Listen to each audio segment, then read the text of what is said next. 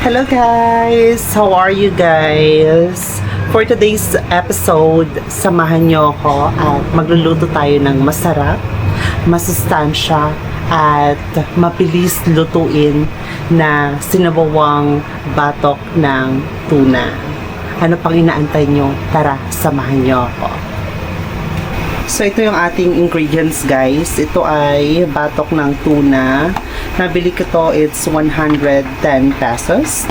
Tapos itong talbos ng kamote. So hinugasan ko na yan.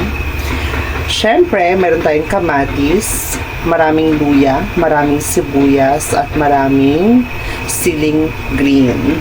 At saka magdadagdag din tayo nitong pamintang buo. And ngayon guys, ako'y nagpapakulo na ng tubig. Ayan, check natin kung hindi pa kumukulo. Pag kumulo na to, ilalagay na natin ito ating kamatis, luya, sibuyas. At saka kapag kulong-kulo na, syempre ilalagay natin itong ating batok ng tuna and yung siling green. Kapag okay na, next na ilalagay natin itong ating dahon ng kamote or talbos ng kamote. Mukhang kumukulo na guys yung tubig. Ayan, kumukulo na nga. Ilalagay na natin itong ating sibuyas.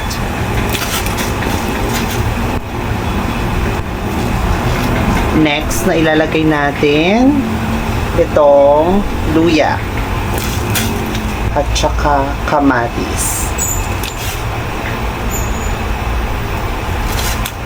Pakaluin lang natin to ng 1 to 2 minutes at saka ilalagay natin yung ating batok part ng tuna.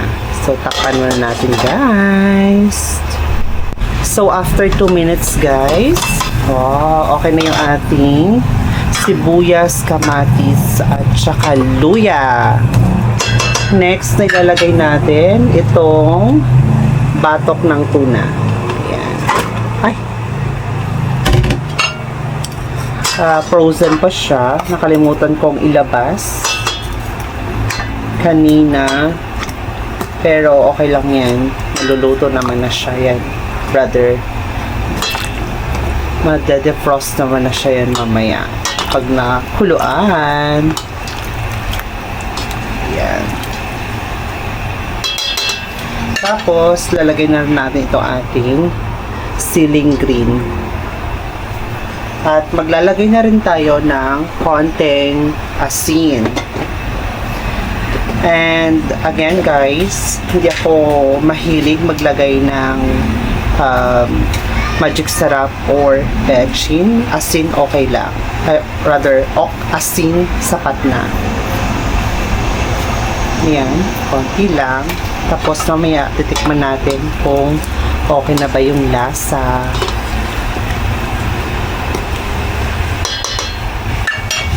Tapos takpan natin. Papakuloy lang natin to ng 3 to 4 minutes. Kapag okay na yung ating isda, ilalagay na natin itong ating talbos ng kamote. So, 3 minutes na guys. Check natin yung ating niluluto kung okay na yung ating tuna. Yan, kulong-kulo na siya. Check natin kung pwede na ilagay yung ating talbos ng kamote. Ay, perfect.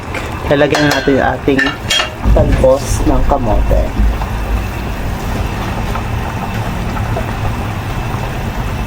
Ayan.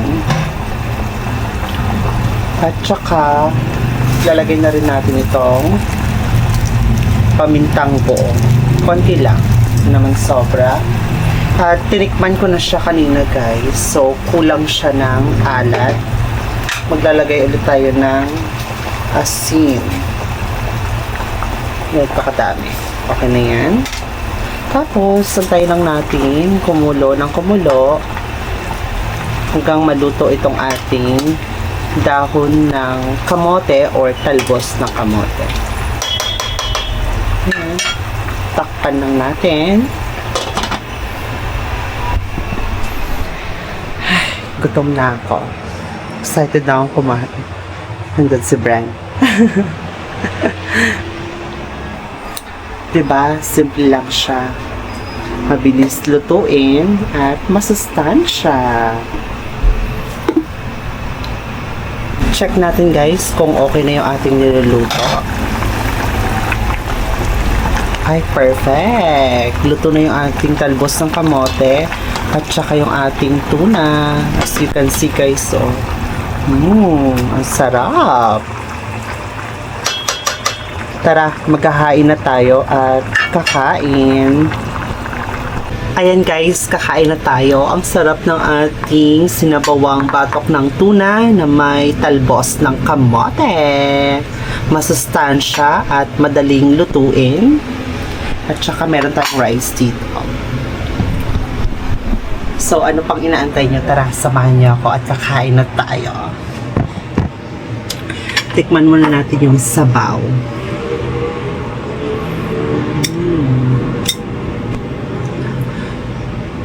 Ang init.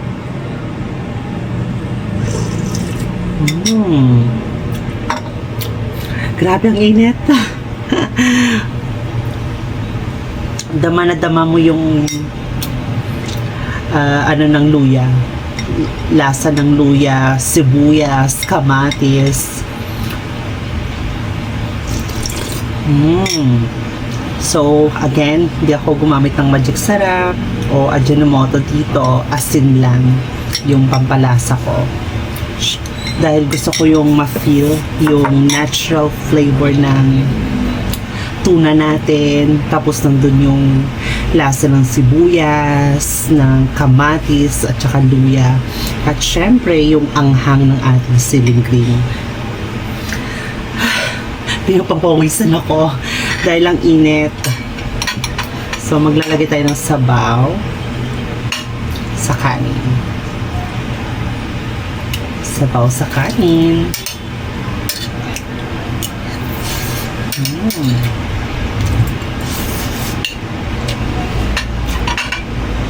Ang sarap. Sabaw sa kanin pa lang yun. Tikman naman natin itong laman ng tuna. Laman ng tuna muna.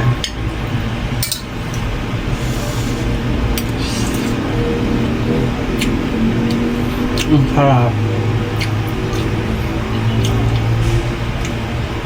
Maglalagay tayo ng konting sabaw sa kanin. Tapos yung tuna.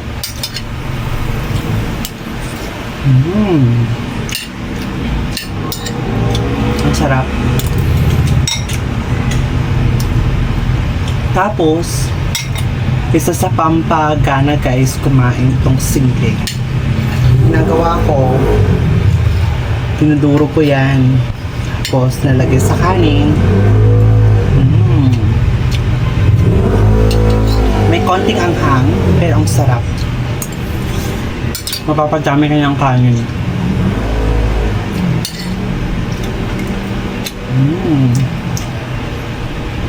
Sabaw pa.